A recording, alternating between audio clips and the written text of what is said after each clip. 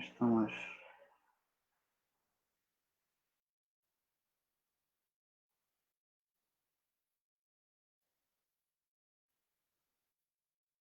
Estamos apenas aguardando os nossos companheiros do Noroeste Fluminense que vão estar conosco na noite de hoje, nos passarem sinal de que a gente pode iniciar. Nosso trabalho hoje é voltado para os companheiros do primeiro CEU, primeiro Conselho Espírita de Unificação, lá no Noroeste. E é tão feliz poder estar chegando tão distante aqui da capital, estou no Rio de Janeiro, e daqui a pouquinho a gente inicia a nossa fala.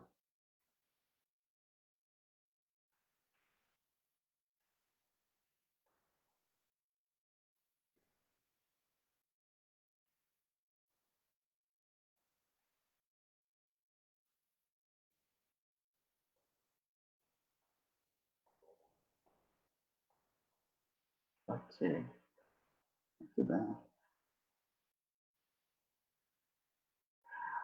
Muito bem. Boa noite a todos. Muito boa noite. Estamos, mais uma vez, a serviço da divulgação dos espíritos, das ações que o nosso Conselho Espírita do Estado do Rio de Janeiro realiza no nosso estado. E hoje, num momento muito especial, os companheiros do Primeiro Seu chamaram de CERJ Fala com o Primeiro Seu. Eu sou Adriano Almeida, diretor da área de Relações Externas do CERJ, do nosso Conselho Espírita.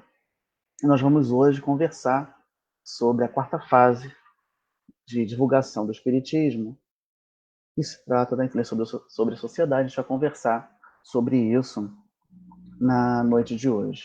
Para nós iniciarmos, a gente queria agradecer a todos que estão acompanhando na noite de hoje esse nosso trabalho aqui pelo Facebook oficial do CERJ, mas também pelo Facebook do Primeiro Seu Noroeste, pelo Facebook do Grupo Espírita Bezerra de Menezes, da Peruna, também pelo YouTube, pela Rádio Espírita Esperança, enfim, a gente está podendo conversar hoje com bastante gente e estamos muito felizes com isso.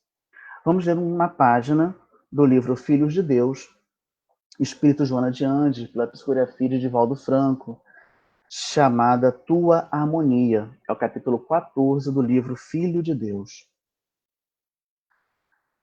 Para que vivas em harmonia com os outros e eles contigo, necessitas manter um programa pessoal, mínimo que seja, indispensável aos resultados felizes.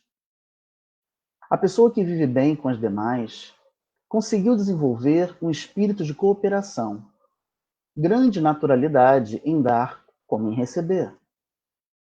Pequenos e simples atos de consideração constituem a primeira regra para um bom relacionamento humano e social. Se desejas realmente viver em harmonia, tenta, ser paciente. A pressa é inimiga da amizade, gerando pressão em relação aos outros e descontrole em quem a cultiva. Desse modo, organiza todos os teus momentos, de forma que não necessites viver em agitação ou ansiedade, levando insegurança aos demais. Relaxa-te e confia que chegará o teu momento, um instante apropriado. Ser caridoso. Todos necessitam de ajuda. Use a tua palavra para levantar os ânimos debilitados, estimular as novas lutas. Não critiques, nem leves ao ridículo a ninguém, nem mesmo quando em tom de brincadeira. Reparte gentilezas de acordo com as necessidades de cada criatura. Um coração caridoso é uma ilha onde a felicidade reside. Ser amoroso. O teu amor deve alargar-se e não restringir-se, diminuindo o campo de ação num mundo carente. Toda baga de amor é como um raio de luz, dissipando a treva e apontando o rumo. Rompe os teus bloqueios, teus receios e limites, e deixa que o amor te conduza, fluindo de ti para os demais. Cooperando e confiando no bem, tens a diretriz para a tua própria harmonia e a de todos os demais. Depois, então, da advertência de Joana, de que a nossa harmonia depende de sermos pacientes, caridosos e amorosos, vamos fazer a nossa prece de abertura. Pai amado, Jesus, mestre querido, amigo para todas as horas, queremos te pedir, Jesus, queremos te pedir, querido Pai, que na noite de hoje possamos aprender um pouco mais do que nos fala o Evangelho de Luz e a doutrina consoladora dos Espíritos. Abençoe a todos que estarão conosco nessa noite de estudos, em suas casas, que seus lares possam receber um banho de luz e amor, que a falange médica do espaço, coordenada pelo Dr. Bezerra de Menezes, com certeza levará. E possamos nos fortalecer ao longo do estudo da noite para enfrentar melhor esses dias de sombra, esses dias de transformação, que nos convidam a repensar as nossas jornadas de evolução. Fique conosco, queridos amigos, em mais uma noite de estudos. Graças a Deus. Muito bem. Como eu falei antes, não sei se todos já estavam conosco aqui, eu sou Adriano Barros de Almeida, eu estou atualmente na diretoria da área de Relações Externas do CERJ. O CERJ é o nosso Conselho Espírita do Estado do Rio de Janeiro, que é a instituição federativa do nosso Estado. O que vem a ser isso, né? Que nem todos estão acostumados com essa estrutura. Nós temos, no Brasil, uma estrutura que organiza, que orienta, que traz diretrizes para as instituições espíritas. É uma estrutura que é formada em rede, onde o núcleo central dessa estrutura é o chamado Conselho Federativo Nacional. A gente vai falar um pouco sobre ele ao longo do nosso estudo hoje. O Conselho Federativo Nacional reúne os representantes de todos os estados e também os representantes da Federação Espírita Brasileira. A FEB, ela não está hierarquicamente acima das instituições estaduais. Ela faz parte dessa rede, que é o Conselho Federativo Nacional.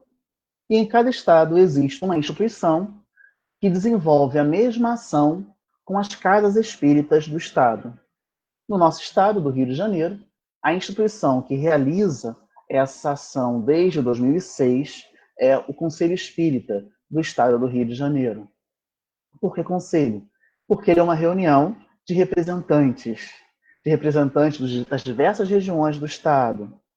E seria até interessante conversar um pouco mais sobre isso em outro momento.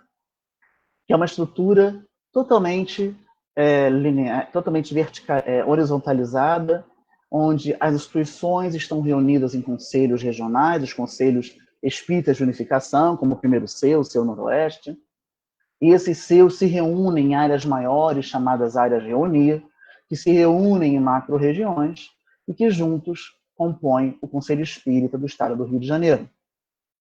E nesse momento, nós estamos em uma das suas diretorias, que é a AREX, ou a Área de Relações Externas. A nossa conversa essa noite, ela tem um pouco a ver com a proposta dessa área de relações externas. É uma área que constrói a ponte, que constrói um caminho entre o movimento espírita, nós espíritas e a sociedade. E é uma ponte de mão dupla. Nós saímos da casa espírita, saímos do movimento espírita para ir à sociedade, viver, colocar nossos princípios, apresentar nossos valores, sem querer converter ninguém. E voltamos da sociedade para o movimento espírita, trazendo conceitos, ideias, temas que precisam ser discutidos e que merecem ser refletidos pelas instituições espíritas. É esse o tom da área de relações externas, é esse o objetivo da área de relações externas. E o tema da noite de hoje, que trata do quarto momento, da quarta fase de divulgação do espiritismo, que é a fase de influência sobre a sociedade, está diretamente relacionada com a ação, com a atuação da área de relações externas. E com a ação e com a atuação de todos nós espíritas e de todas as nossas instituições também. A gente vai conversar um pouquinho hoje sobre os porquês dessa ação junto à sociedade. E vamos verificar que quarta fase é essa que a gente está falando como tema da nossa palestra de hoje. Vamos lá. Lá em Paulo e Estevão, no livro Paulo e Estevão, psicografia do amado Chico Xavier, do Espírito Emmanuel, nós vamos encontrar a história de Paulo de Tarso. Saulo, que se transforma em Paulo, após o encontro com Jesus na estrada de Damasco.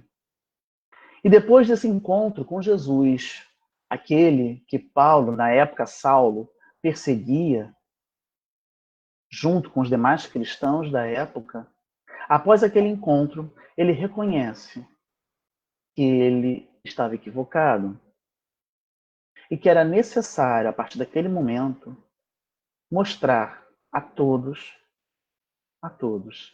que Jesus era verdadeiro. E Saulo, então, inicia uma grande jornada. Primeiro, uma jornada em direção a ele mesmo. Depois, saindo de dentro dele mesmo, novo ser. Ele consegue seguir adiante, caminhando em direção aos demais. E ele, então, em determinado momento, reunido com Barnabé, vai delinear todo um plano, todo um projeto para que acontecesse a difusão, a divulgação do cristianismo primitivo. Os homens que se reuniam nas casas do caminho, nas casas que estavam às beiras do caminho, recolhendo doentes, recolhendo leprosos, recolhendo aqueles que não tinham a quem recorrer. Estavam atendendo muito, mas localmente. E agora Paulo de Tarso percebe que era necessário levar a palavra de Jesus, levar os ensinamentos daquele mestre, daquele rabi querido, para muitas pessoas, além daqueles povos, daquelas pequenas cidades. Como ele dizia no seu discurso a Barnabé, ele fala: a mensagem de Jesus tem que ir para todas as gentes, sejam judeus, sejam gentios. Precisa chegar ao ponto, ao setentrião. E ele diz para Estevão: necessitamos levar a notícia de Jesus a outras gentes. Ligar as zonas de entendimento cristão, abrir estradas novas. Era necessário deixar as paredes das casas do caminho. Era necessário que a mensagem de Jesus pegasse todas as estradas, chegasse a todas as cidades e a todos os povos. Quem não leu Paulo Estevão, leia. Leia porque é um grande estímulo para todos nós, que às vezes nos vemos no trabalho, no movimento espírita, desanimados, desamparados, às vezes falando sozinhos ou com as paredes. Mas Paulo não se detinha e foi adiante. Então, desde o momento inicial do trabalho cristão, é necessário sair das nossas casas, sair dos nossos círculos, sair dos nossos centros de trabalho para levar a notícia de Jesus a outra gente. Naquela época, levar a notícia de Jesus era ir falar do evangelho para todas as gentes. Hoje, nós já entendemos que não importa a letra e sim o espírito, como nos fala Jesus. Então, levar essa notícia a todas as gentes não é ficar batendo bumbo nas praças, convertendo as pessoas para o espiritismo, mas levar essa notícia através do nosso exemplo. Lá em O Livro dos Espíritos, 2000 anos, quase depois, daquele momento inicial, onde tivemos a divulgação da notícia do Cristo, e Paulo foi o grande responsável por isso. Se não fosse Paulo de Tarso, talvez não tivéssemos Jesus hoje, a sua notícia até hoje. 2000 anos depois, temos o Livro dos Espíritos, temos a doutrina espírita, trazendo luz para a humanidade. E lá no Livro dos Espíritos, na questão 766, nós vamos encontrar os seguintes comentários. Deus fez o homem para viver em sociedade. Não lhe deu inutilmente a palavra e todas as outras faculdades necessárias à vida de relação. O homem não é um ser que deve viver isolado. Se nós vemos uma criança isolada, sozinha, que não se relaciona, que não tem contato com outros, nós achamos que tem alguma coisa errada. Às vezes até já rotulamos a criança, né? Nós achamos que há alguma coisa errada, porque o normal, se é que há normal, mas o normal não é nós ficarmos isolados, fechados como ilhas. De maneira nenhuma.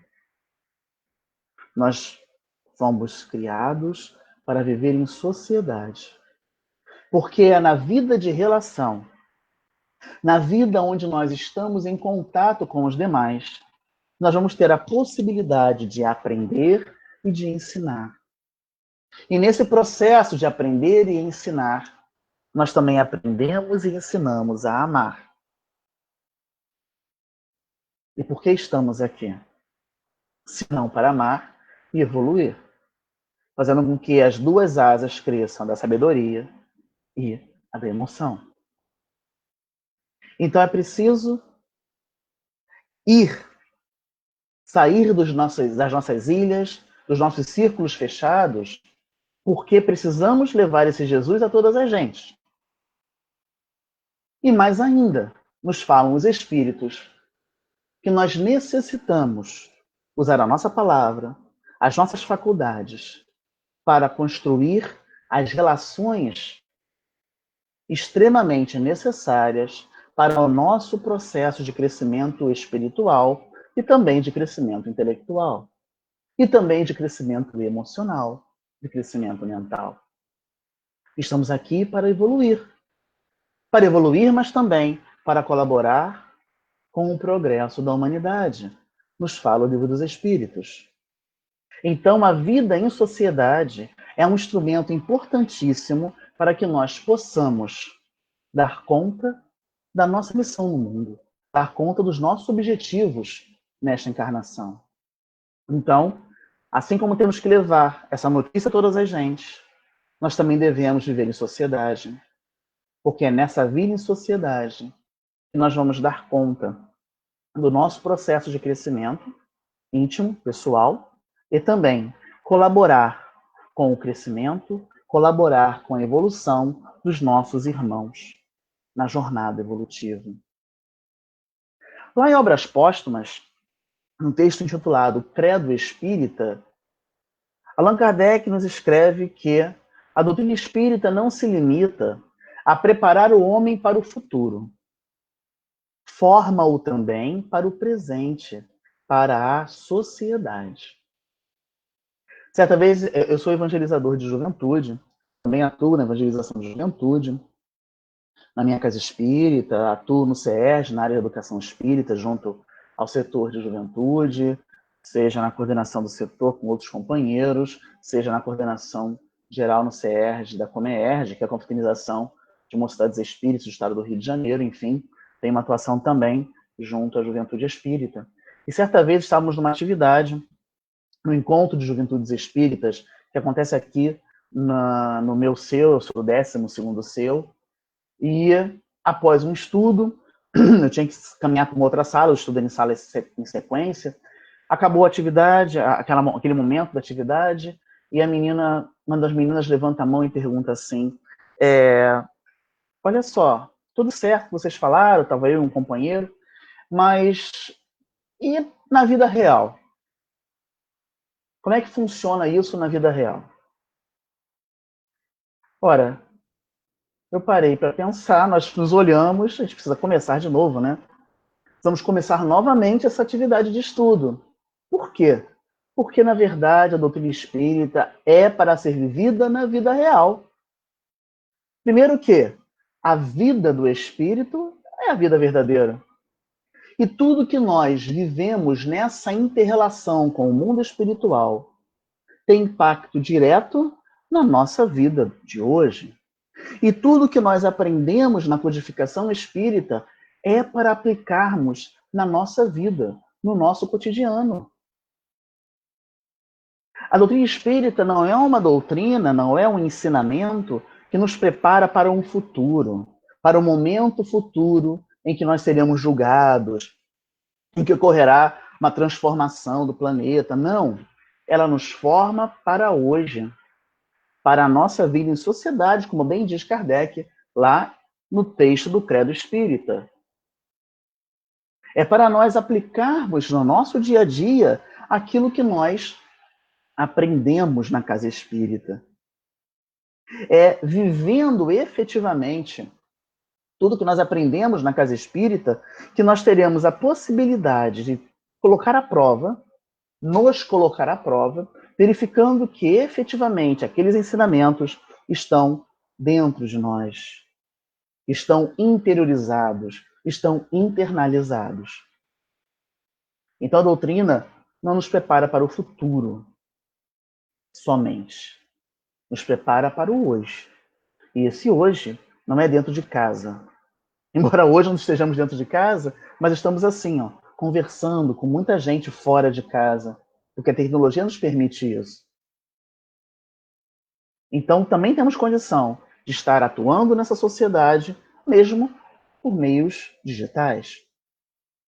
Então, mais um item, vamos colocar na nossa caixinha para o nosso tema de hoje. Continua Allan Kardec no Credo Espírita do Obras Póstumas.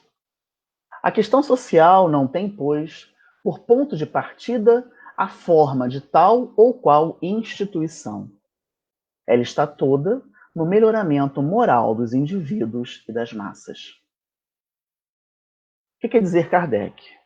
Que nós não podemos ficar esperando que a sociedade se melhore, que a sociedade evolua, que nós tenhamos uma redução da qualidade de vida das nossas cidades, do nosso país, que nós tenhamos uma melhoria do status econômico e financeiro da nossa sociedade, que nós vamos ter bem-estar social apenas porque uma ou outra instituição, seja o governo, seja um templo ou uma igreja, vão realizar os avanços que nós tanto esperamos nas questões relacionadas à sociedade. Não. Não. Não podemos ficar esperando que alguém faça por nós o tempo inteiro. É preciso, sim, claro, que os governos, que as instituições assumam a sua função de promotoras do bem-estar social, de promotoras, sim, de uma realidade social melhor e mais digna para todas as pessoas. Não estamos negando isso. Na verdade, a promoção de direitos é dever do Estado, mas é dever também de todas as gentes, de todos nós. Se nós nos melhoramos moralmente, nós melhoraremos moralmente o grupo que está à nossa volta.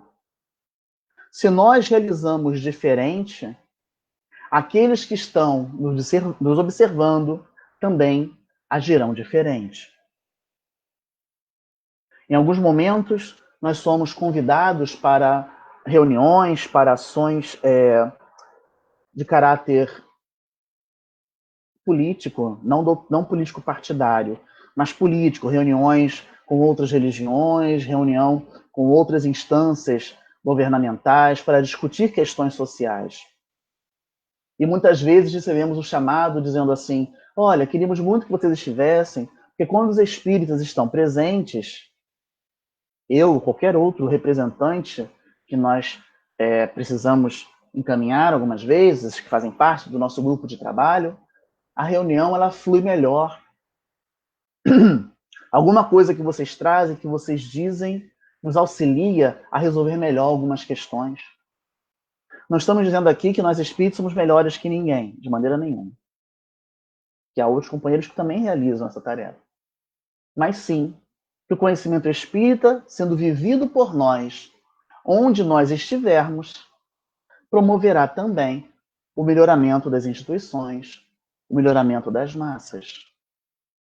Então é preciso estarmos atentos a mais esse tópico. E lá na questão 573 do Livro dos Espíritos, Kardec pergunta: em que consiste a missão dos espíritos encarnados? Em instruir os homens, em lhes auxiliar o progresso, em lhes melhorar as instituições por meios diretos e materiais. Ou seja, nós não estamos aqui apenas para rezar pelo melhoramento do nosso planeta, pela solução das questões sociais que nos afligem tão de perto muitas vezes. A prece é instrumento divino, a prece é um instrumento poderoso que muitas vezes nós não temos a menor condição de entender como se dá o poder da prece.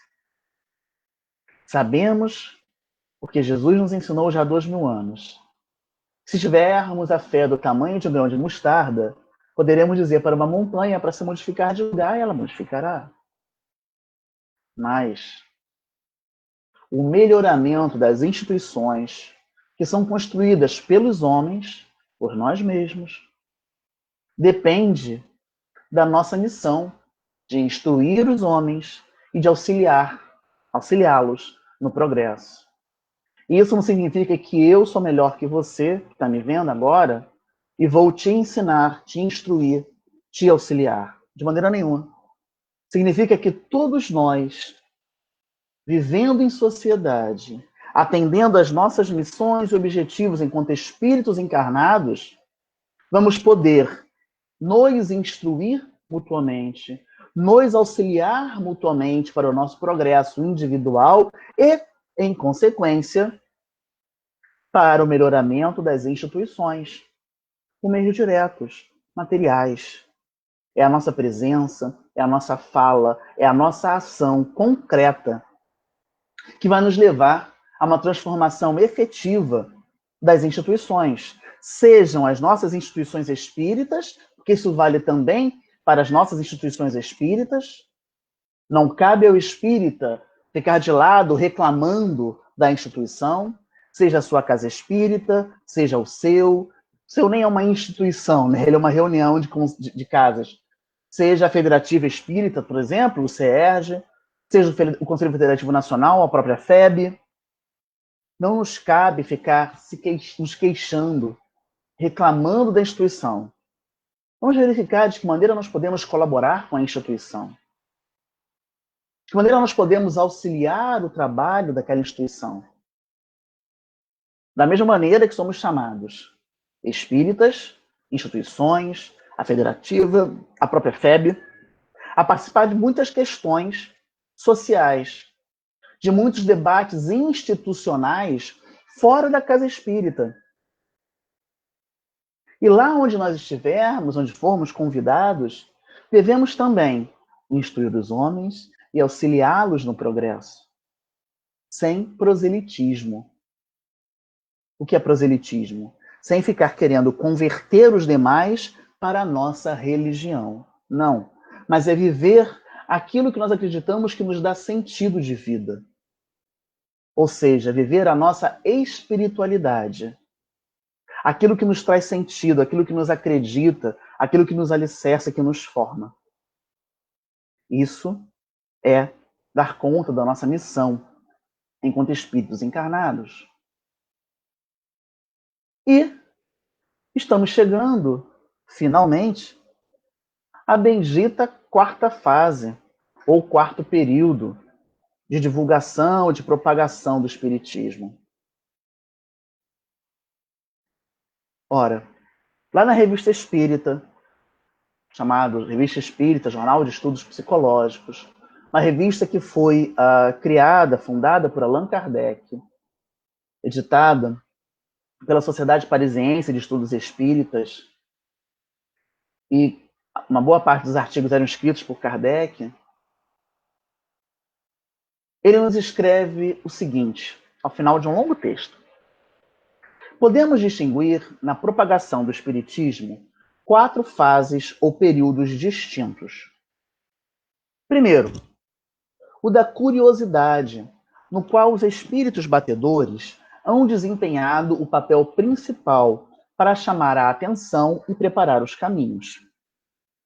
Todos nós que estudamos o Espiritismo sabemos que todo o início do que nós conhecemos hoje como Espiritismo estava aquelas reuniões muitas vezes frívolas, de brincadeiras, onde as mesas se mexiam e batiam, onde nós ouvimos barulho dentro das paredes. A história clássica das irmãs Fox, nos Estados Unidos, em Hydesville, que são considerados, né, os primeiros grandes fenômenos do espiritismo moderno, como fala Arthur Conan Doyle na sua História do Espiritismo. Então houve esse momento. O primeiro momento, que era o momento da curiosidade. Quem lembra da história de Kardec, lembra que ele foi convidado por amigos, no meio da rua. Olha, você não quer participar das reuniões que nós estamos indo, onde as mesas batem e as coisas fazem barulho e as coisas se movem?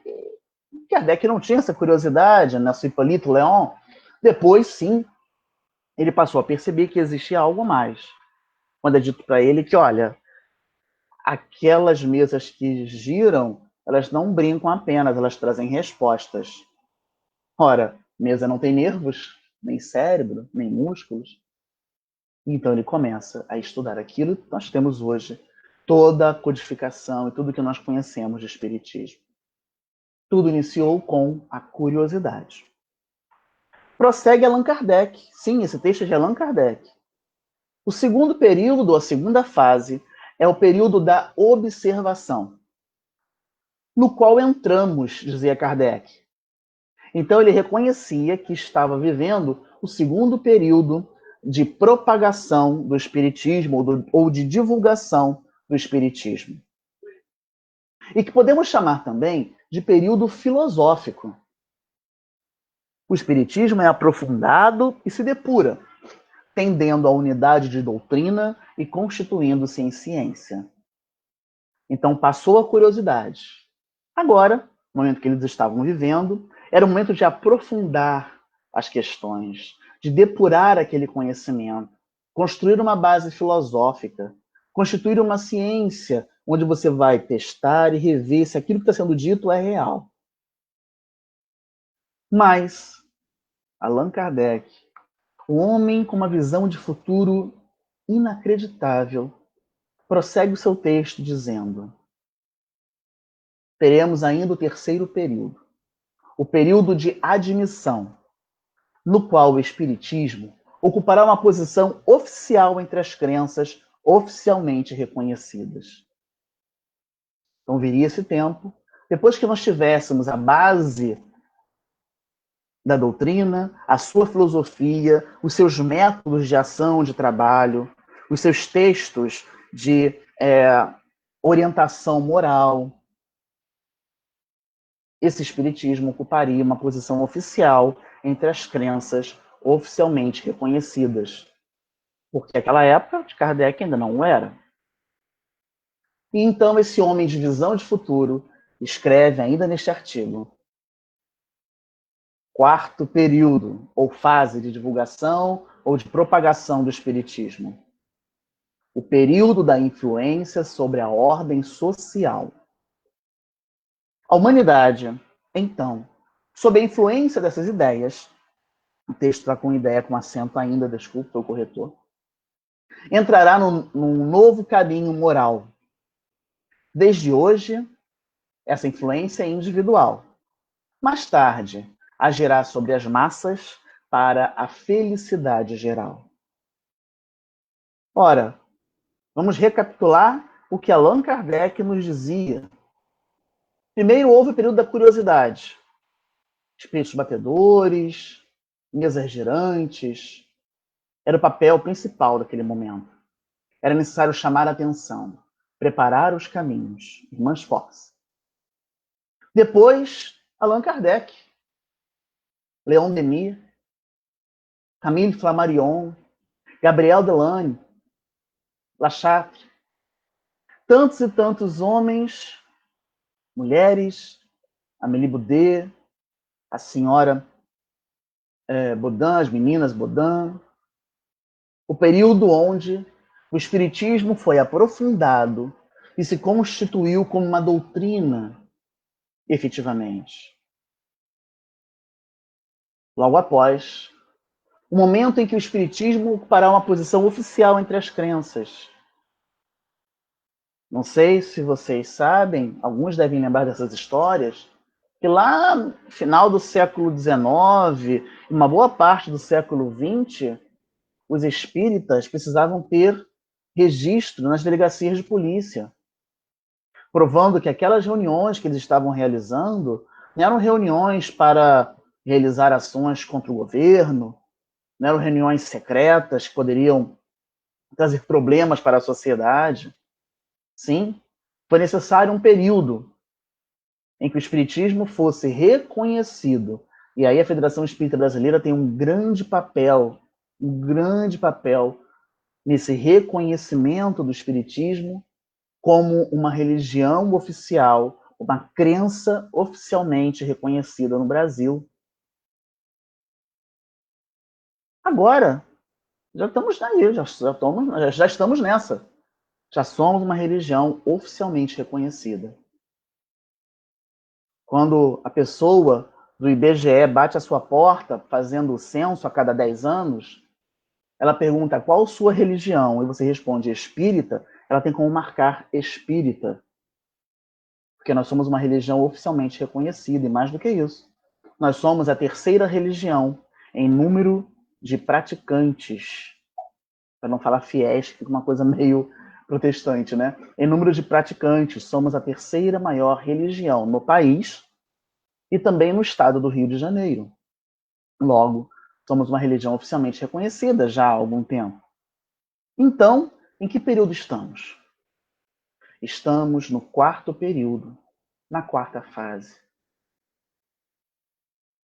Essa quarta fase, ela se justifica por tudo que nós conversamos antes.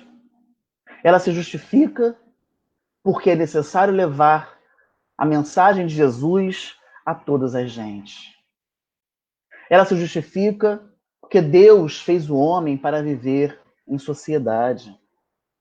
Porque é necessária a vida de relação para que possamos crescer e evoluir.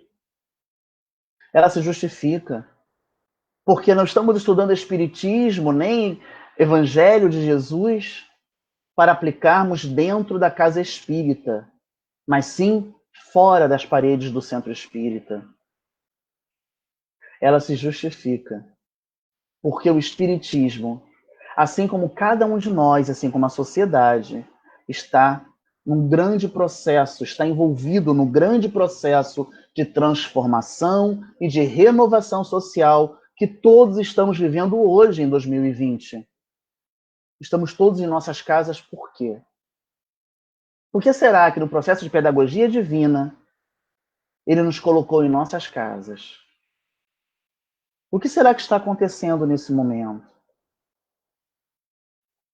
Se não estudaram, estudem a Gênese, lá no seu último capítulo, Os Sinais dos Tempos. Estamos vivendo este momento de grande renovação, de grande transformação social. Fomos convidados a reencarnar neste momento. Um momento em que o nosso papel enquanto espíritas é extremamente importante para que esta renovação social se dê. Porque estamos vivendo a quarta fase, ou o quarto período, o período de influência sobre a ordem social.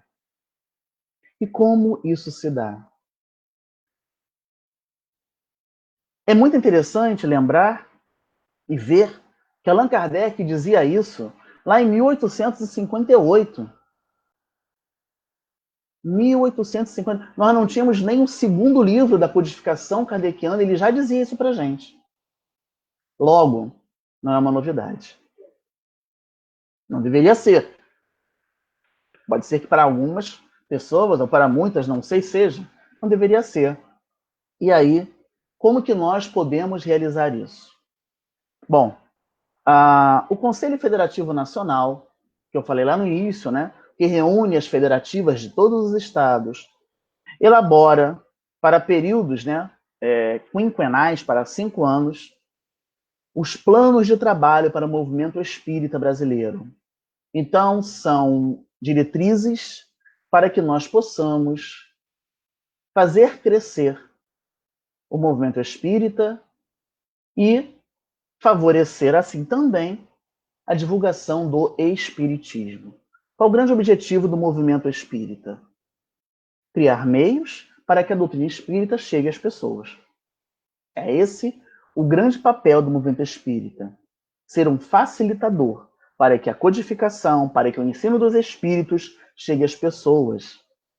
E aí tem as diretrizes de estudos, as diretrizes de evangelização, o atendimento espiritual, o trabalho mediúnico, enfim.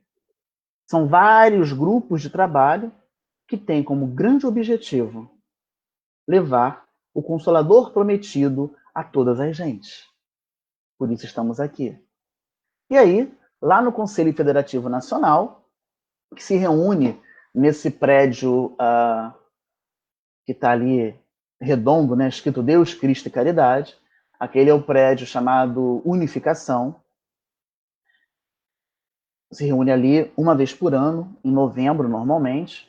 Aqui na foto de baixo podemos ver como é o interior desse prédio. Esse é o andar térreo, né? Ele tem um andar, um subsolo, onde tem um outro auditório. E aí, nesse andar, cada estado tem o seu local, a sua posição. Ali no meio estão sentados os vice-presidentes e os coordenadores regionais, coordenadores das regiões Norte, Sul, Centro. E nessa mesa, que está aqui no canto do vídeo, nós podemos ver a cabecinha do nosso presidente da Federação Espírita Brasileira, que também é o secretário-geral do Conselho Federativo Nacional.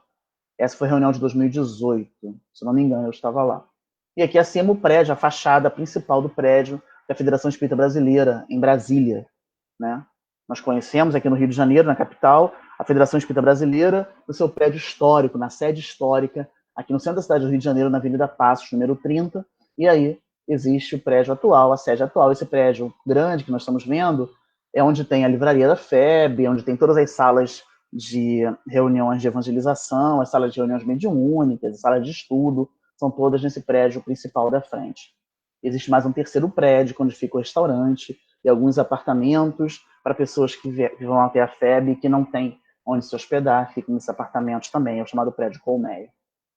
Então, o Conselho Federativo Nacional, ele, a cada período, desenvolve esse plano de trabalho, discute nas regionais e leva para o CFN, que é o Conselho Federativo Nacional, aprovar esse plano de trabalho.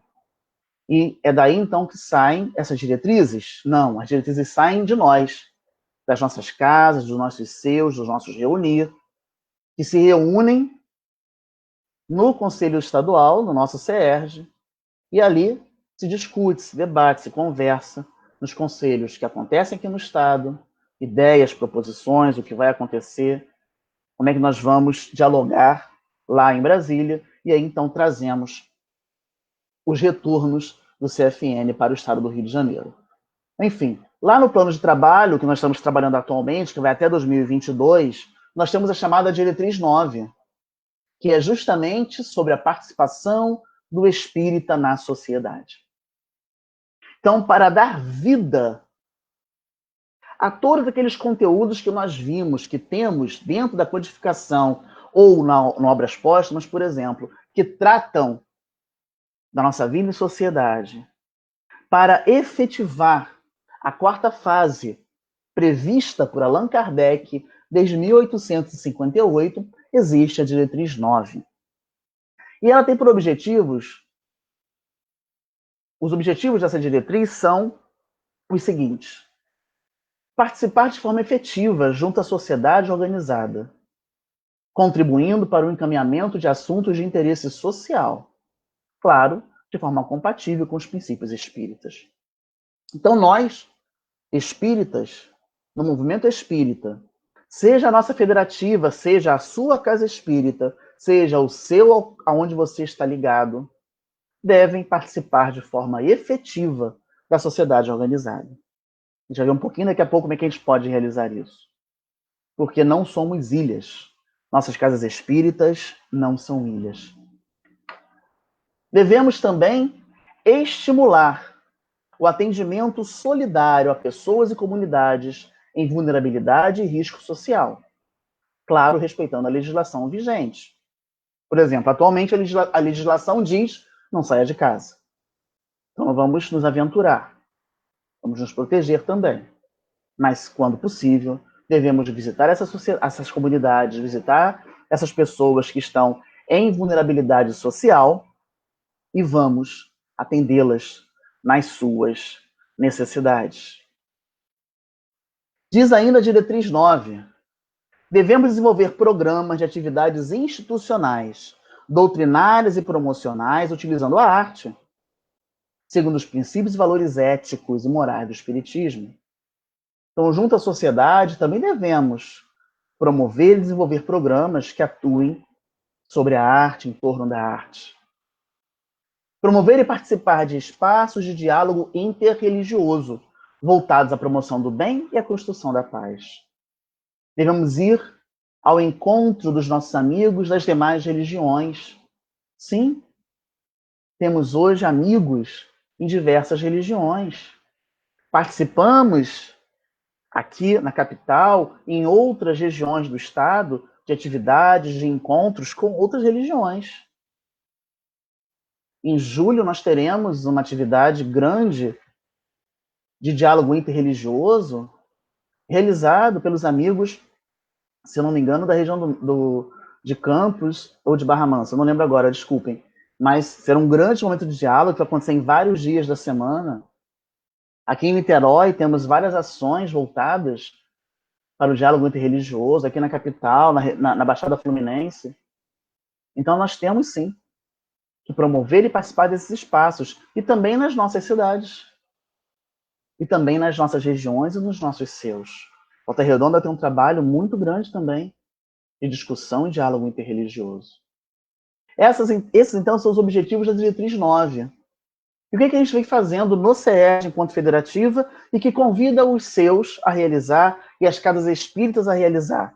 Porque o que nós realizamos é o que nós acreditamos que é necessário fazer, não apenas nós, mas também as regiões e as casas.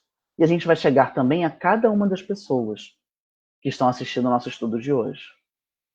O que temos feito já há muito tempo, desde 2006, quando o CERJ é organizado com a união da UZERJ e da FEERJ, é o trabalho de diálogo interreligioso.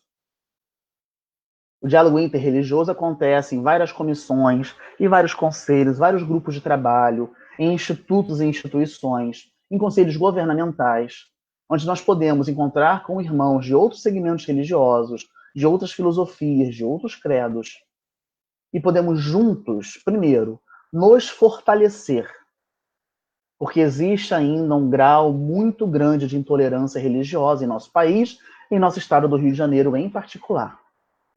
E não é apenas contra as religiões de matriz africana, candomblé e umbanda, embora sim sejam essas religiões as que sofram mais com a intolerância religiosa. Mas os muçulmanos também sofrem muito, os judeus também sofrem muito, os protestantes também sofrem intolerância religiosa, e nós espíritas também sofremos, como outras denominações religiosas.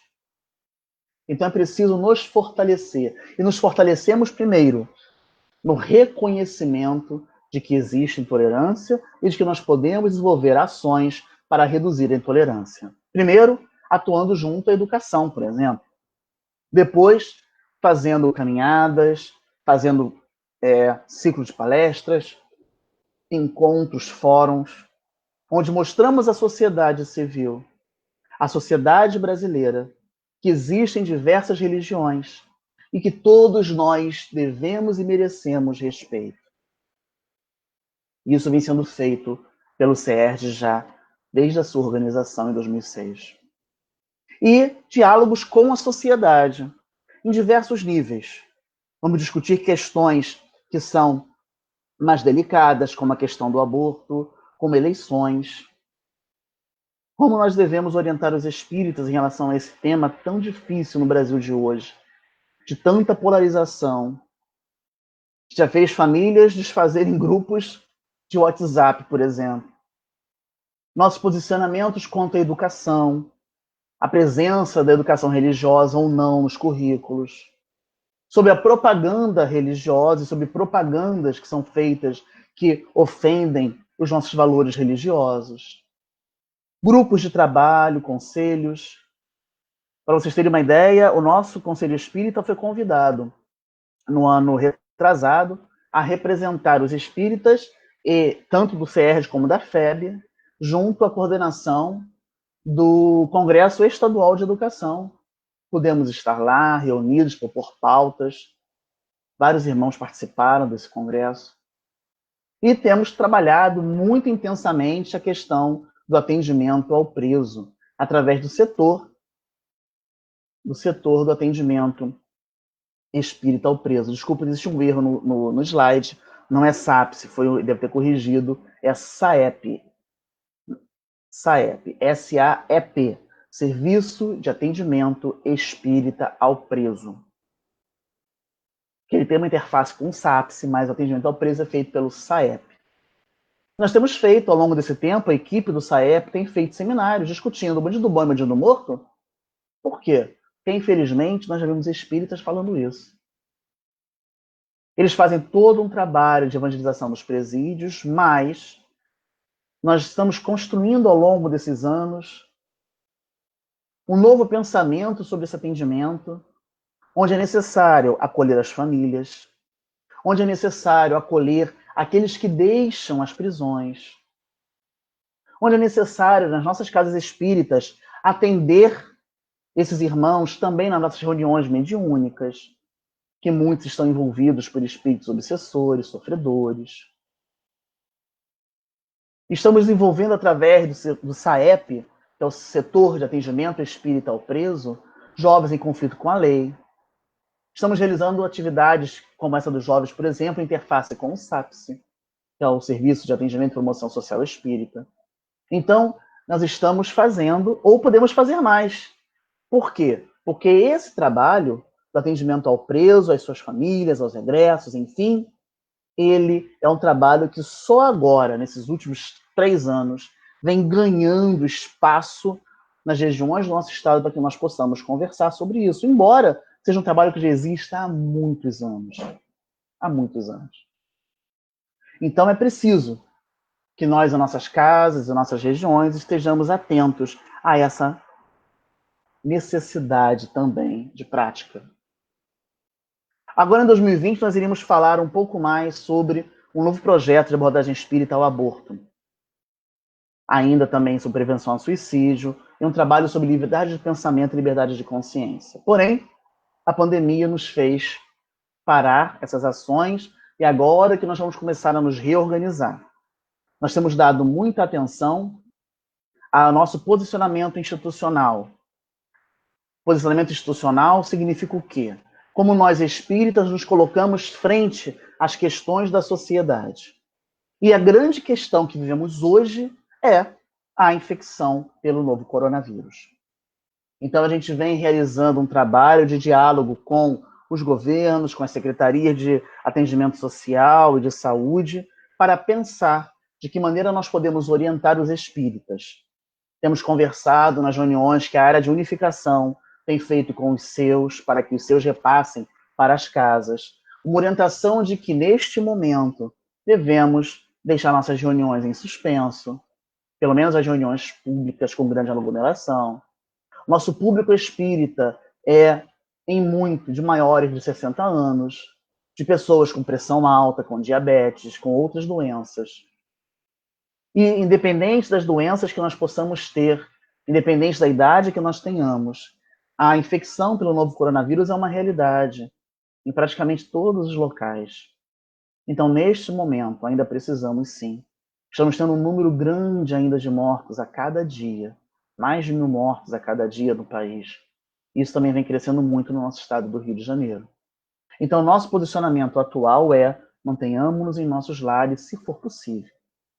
Soubemos em alguma das reuniões com os seus, nesse mês de maio, que existiam casas que estavam se mantendo abertas, apesar das orientações. Nós não temos o poder, nem nós, a federativa, né, o CERJ, nem os seus, de impedir que uma casa espírita fique aberta. O que nós podemos fazer é orientar.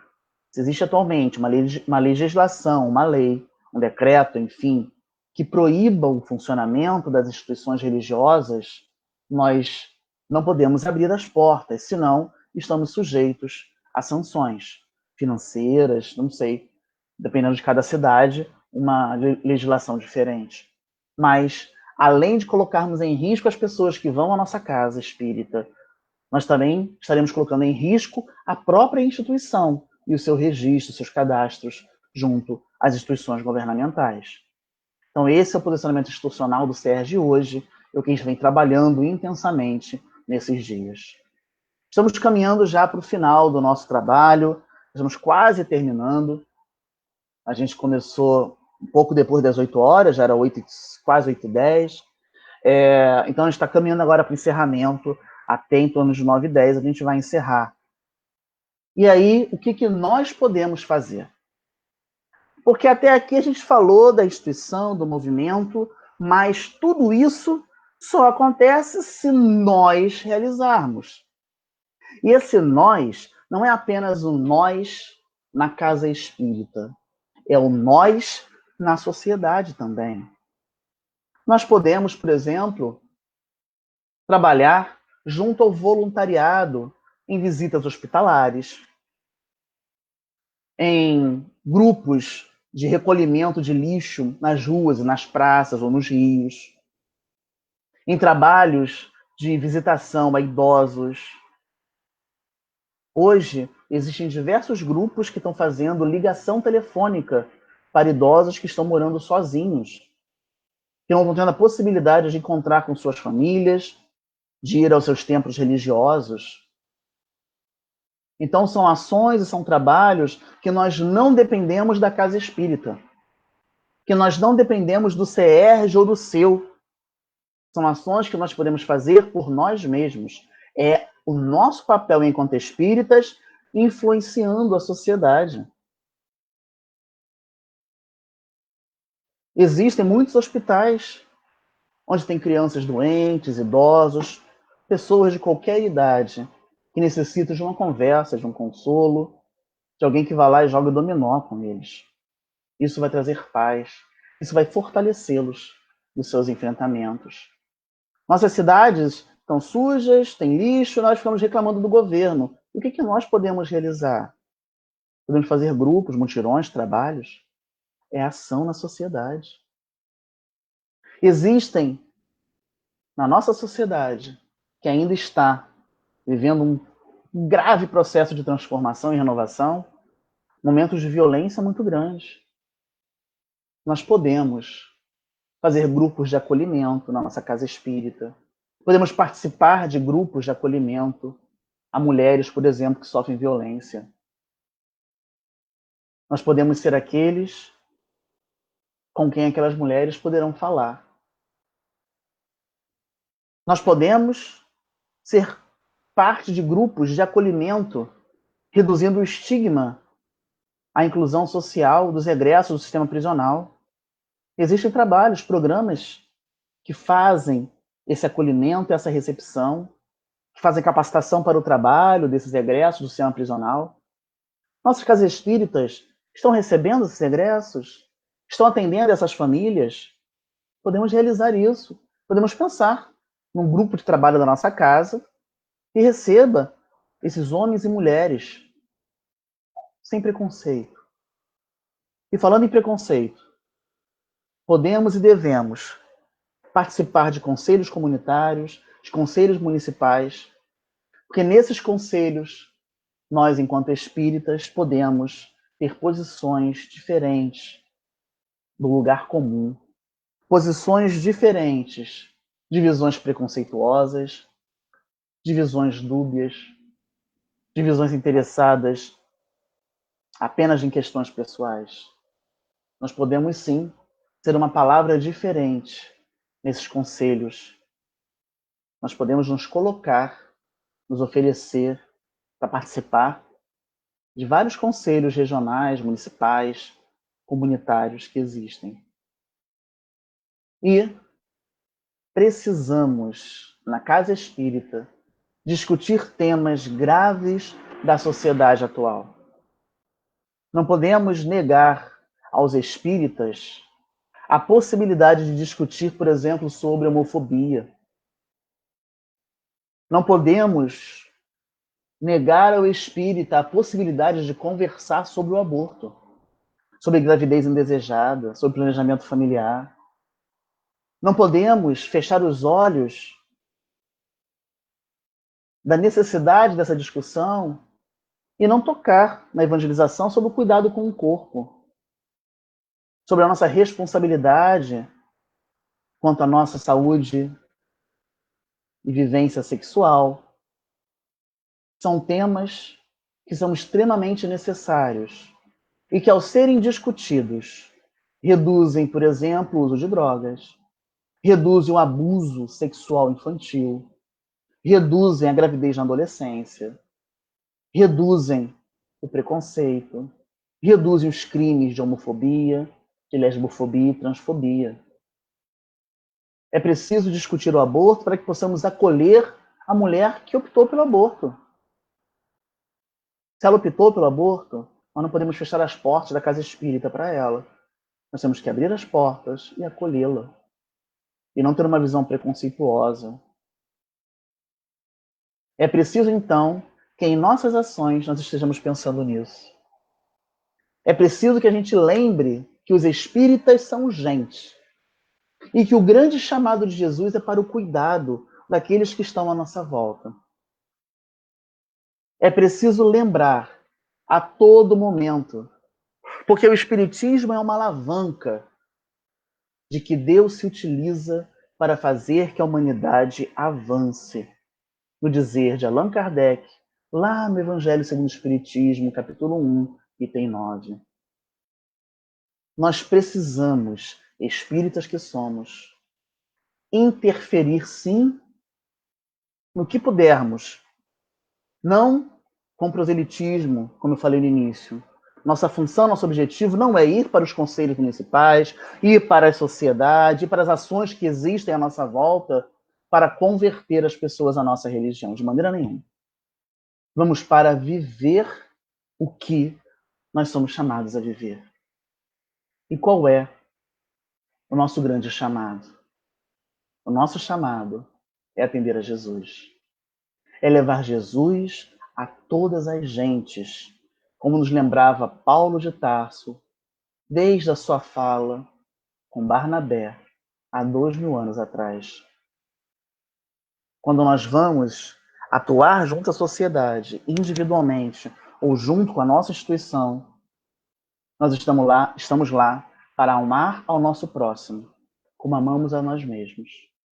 Para fazer aqueles outros aquilo que nós queremos que seja feito para todos nós.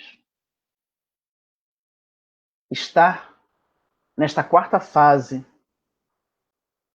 de divulgação do Espiritismo, influenciar sobre a ordem social, influenciar sobre a sociedade, é efetivamente cuidar das pessoas à nossa volta. Levar a notícia de Jesus a todas as gentes. Amar ao próximo como amamos a nós mesmos. É esse o grande convite que a área de Relações Externas do CERJ faz para todos vocês. Por isso, estamos aqui. Por isso, estamos hoje reunidos, conversando sobre esses temas que muitas vezes não nos lembramos, que às vezes nem sabemos que existe. Mas estamos aqui para lembrar que somos gente cuidando de gente. Que somos espíritas, logo somos cristãos. Estamos aqui, como Paulo de Tarso disse, para levar a notícia de Jesus para todos. E assim influenciar sobre a ordem social. Inicialmente, a influência individual. Mas vamos influenciar as massas, porque é esse o chamado do nosso Mestre Jesus. Eu quero agradecer imensamente ao nosso companheiro Gonzaga, que vem tentando nos chamar, né, Gonzaga, já desde muito tempo atrás. A gente tinha prometido, não, em 2020 eu vou viajar, vou ao Noroeste, vou visitar as cidades da região, porém veio a pandemia da Covid-19 e ficamos em nossos lares. E aí, olha só, que maravilha, justamente a pandemia nos permitiu chegar até aí, chegar a Itaperuna e chegar a toda a região do Primeiro Seu. E com certeza chegar a outras pessoas que estamos falando através do Facebook, através do YouTube. Então, amigos, se não conhece a nossa área de relações externas, entre no site do CERJ, lá tem o nosso e-mail, eu projetei no último slide, pode mandar uma mensagem para a gente.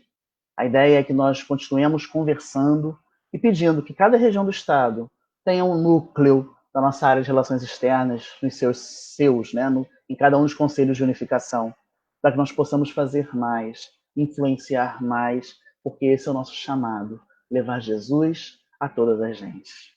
Muito obrigado. E agora a gente vai fazer a nossa prece. Chegou o final. Obrigado.